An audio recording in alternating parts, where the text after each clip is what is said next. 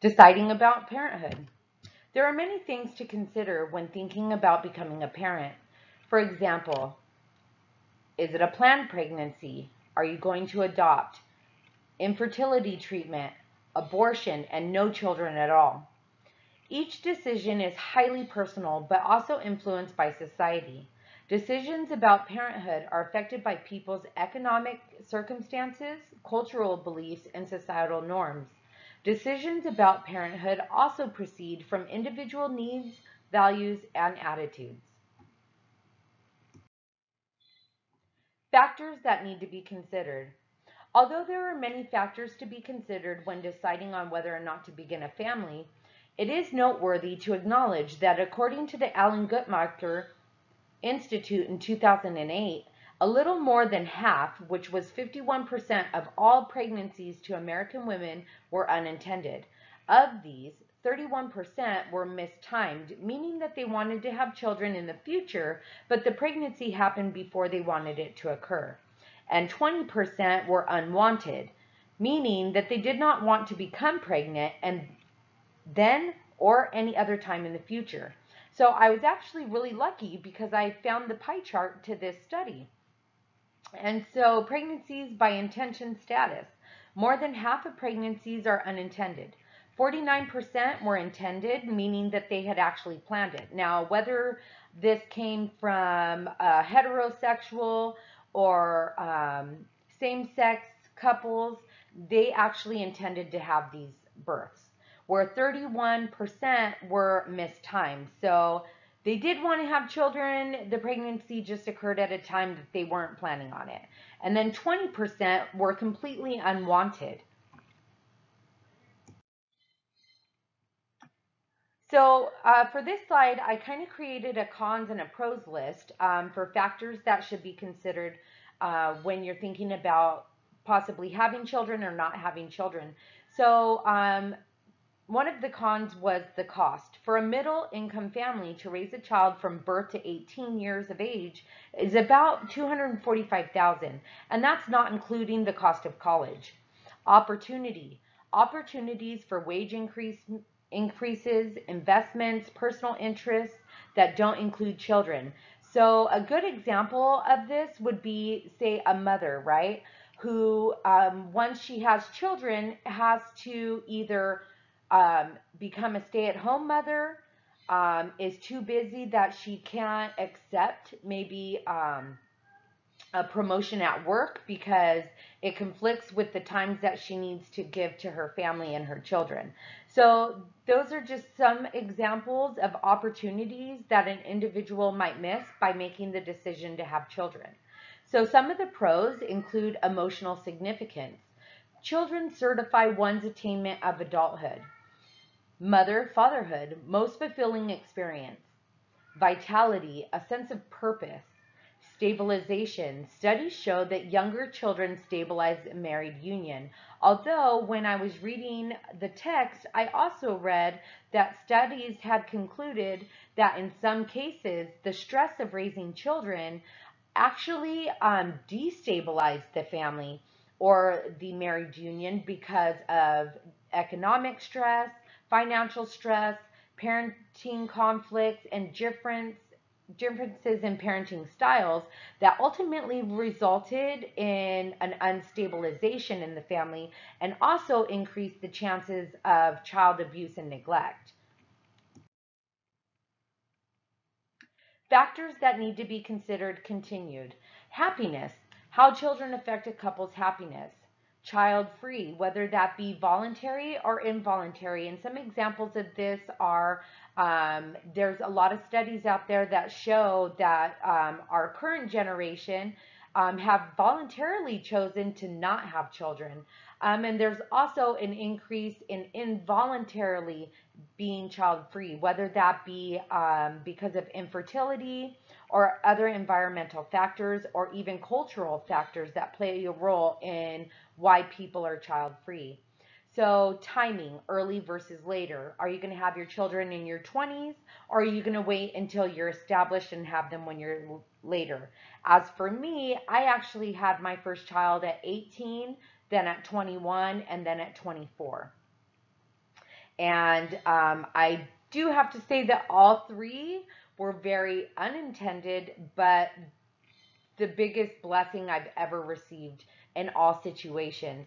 And my response to those pregnancies differed dramatically based on where I was at in my life. Where my second pregnancy, I did not know what to do, and I even considered adoption because I didn't feel that I was financially in a position to raise a second child. But after my first ultrasound and the doctor put, "Hi, mom, I'm your angel baby," I knew that no matter what situations I would face in life, that I was fully capable of being a parent to her. And today she's a 14-year-old who's amazing. So I was blessed.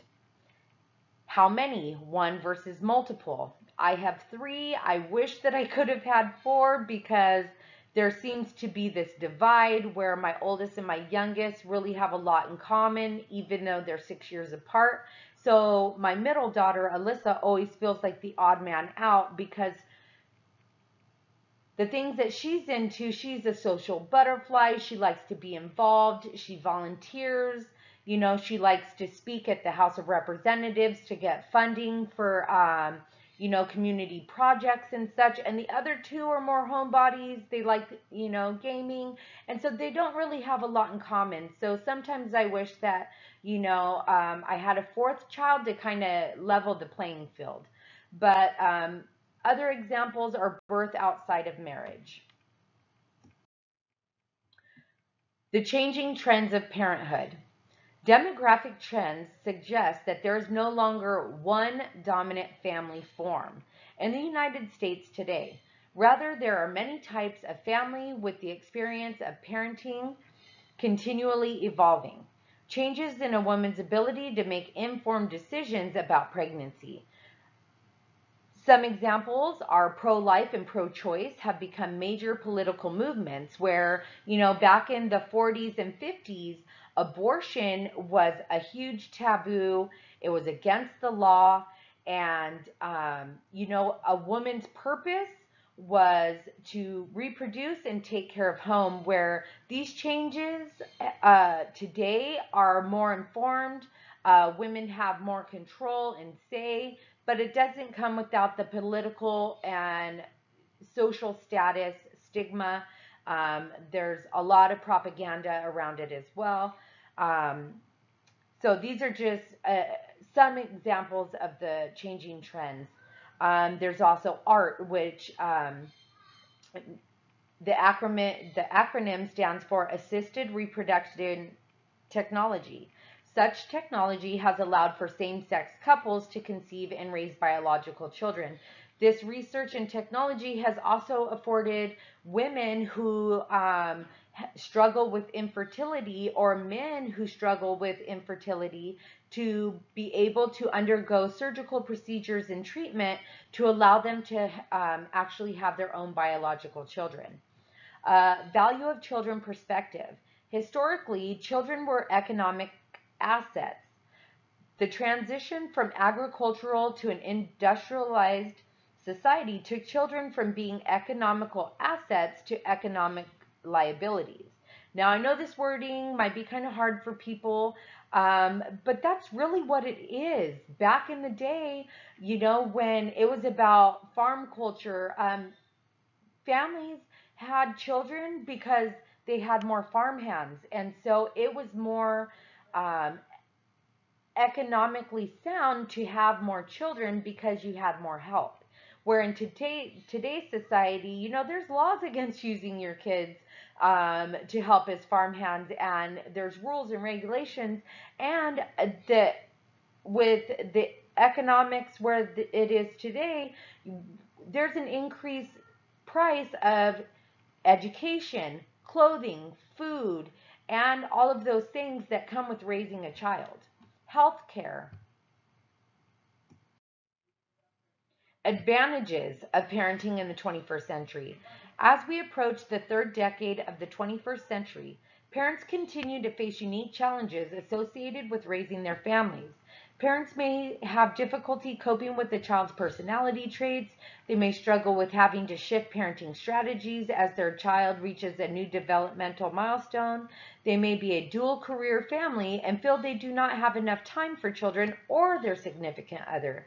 They may have to manage co-parenting, whether living together or apart, and couples may have to adjust expectations in accordance with life changes, such as having a baby and becoming parents altogether.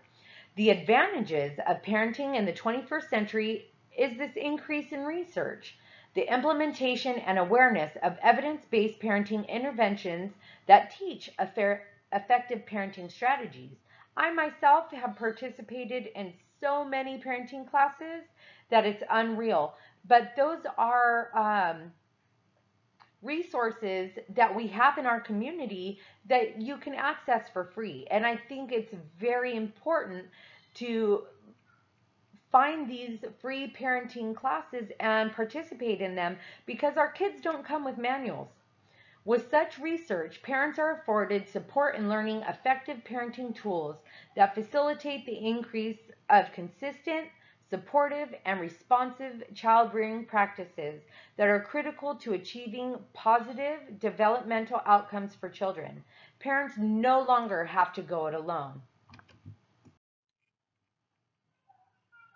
So what are the challenges of parenthood in the 21st century? And of course, my first thought was technology. With rapid technological advances, the expansion of online media use and the declining cost of mobile technology have introduced a communication factor that has precipitously affected parent involvement and the relationship between children and parents. Children and adolescents report spending more than 7 hours a day with media, and 97% of adolescents report that they play video games on a variety of platforms, including computers, handheld devices, and game consoles.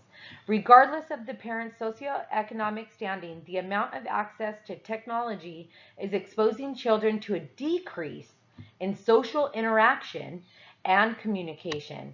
Most of their friends are online now, and with two of my kids, all of their friends are online, and I've noticed a decrease in interpersonal connection with children at school.